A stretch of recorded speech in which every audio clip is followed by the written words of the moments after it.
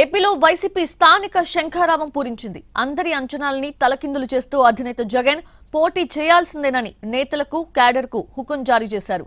ఎక్కడైనా ఏకగ్రీవాలు జరిగితే ఆ నియోజకవర్గాల ఎమ్మెల్యేకు టికెట్ ఇవ్వబోనని తెగేసి చెప్పారు.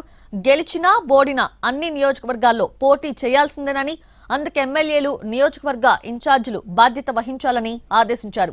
గెలుపు ఓటములు పక్కన పెట్టి కార్యకర్తల మనోభావాలు స్థానిక ఎన్నికల్లో పోటీ చేయాలని కరాఖండిగా చెప్పారు జగన్.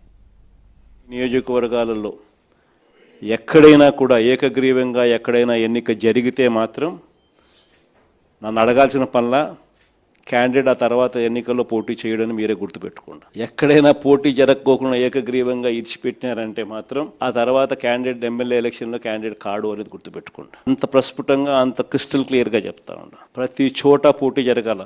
ఎన్నికలు అయిపోయిన తర్వాత కూడా నేను రిపోర్ట్లు తెప్పించుకుంటాం.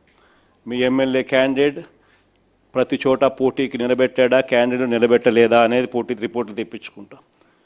నిలబెట్టిన తర్వాత మీ ఎమ్మెల్యే క్యాండిడేట్ ఆ క్యాండిడేట్లకు ఏ విధమైన సపోర్ట్ ఇచ్చినాడు, సపోర్ట్ బాగా ఇచ్చాడా, బలంగా నిలబడ్డా మీతో పాటు, అవునా కాదా అన్న రిపోర్ట్లు కూడా తెప్పించుకుంటాం.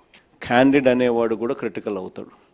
అక్కడ మనము ఎటువంటి భావోద్వేగాలకు పోవడము, ఎటువంటి ఈగోకు మనం పోకుండా అందరినీ కలుపుకొని పోయే విధంగా మనం కూడా ఉండాలి అనేది ప్రతి ఒక్కరు గుర్తుపెట్టుకోండి.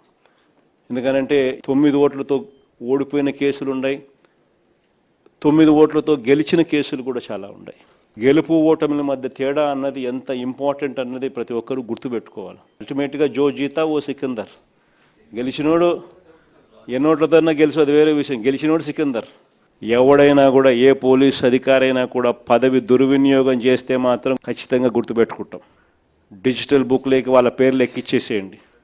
ఆ తర్వాత మన ప్రభుత్వం వచ్చిన తర్వాత అన్యాయం చేసిన అధికారి ఎక్కడ ఉన్నా కూడా ఖచ్చితంగా శిక్ష పడేట్టుగా చేస్తామని మాత్రం ఖచ్చితంగా చెప్తా ఉన్నా. ఈ మెసేజ్ ప్రతి అన్యాయం చేసే పోలీసు వాళ్ళకు కూడా ఖచ్చితంగా పంపించదు. ప్రతి పోలీసు వాళ్ళకు కూడా రిక్వెస్ట్ చేయండి, అన్యాయం చేయొద్దండి, న్యాయంగా ధర్మంగా జరిగించండి. అలా కాదు మేము అన్యాయమే చేస్తాము అని అంటే మాత్రం ఇప్పుడు మీ టైం అని అనుకుంటున్నారు, వచ్చేది మా టైము.